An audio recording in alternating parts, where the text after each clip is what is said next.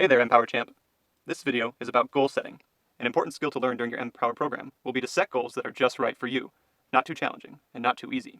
It's like the story of Goldilocks. Goldilocks goes into the woods and finds an empty cabin that she later finds out belongs to 3 bears. She enters the cabin and notices 3 different chairs. She tries to sit in the smallest of chairs and realizes this chair is too small. She then sits in the second chair, which ends up being way too big. But the third and final chair is just right for Goldilocks. That's the chair she chooses. Setting goals works in the same way.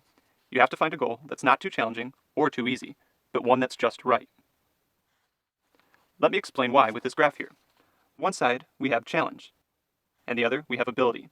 We can have a goal that's very challenging, or a goal that presents no challenge at all.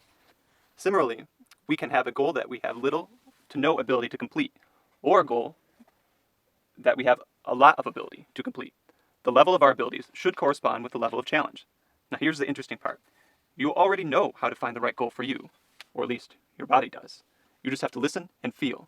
The brain will send out different signals to our bodies depending on the types of goals that we set for ourselves. If we set a goal that's extremely far off from our current abilities, this can cause trouble. If I run 3 times a week for 10 minutes, I'm likely not going to be able to run a marathon next week. Not until I build up my running ability more. The brain will respond with a lot of stress and anxiety, making us want to give up because the goal is just too challenging for our current level of ability. On the other hand, if we set a goal that's too easy, one that we are fully capable of completing with little to no effort, then the brain will signal feelings of boredom and have little stimulation. There won't be any improvement, and nothing will change. Adding 20 more steps to your daily step goals is not going to do much for you. It's just too easy. So, the key to setting goals is finding the middle ground between these two extremes. This is when the brain gets the most excited, because the body feels like its efforts are being rewarded. Our abilities are growing as we attempt to reach a goal that's within our reach. The brain actually releases a chemical called dopamine that contributes to our feelings of empowerment and motivation.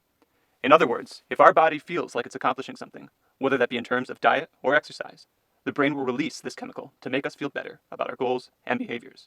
So, remember, think about the diet and exercise goals that you will have to make. What would be right for you? Don't make them too big, too challenging, or don't make them too little or too easy. But like Goldilocks, find out what's just right for you.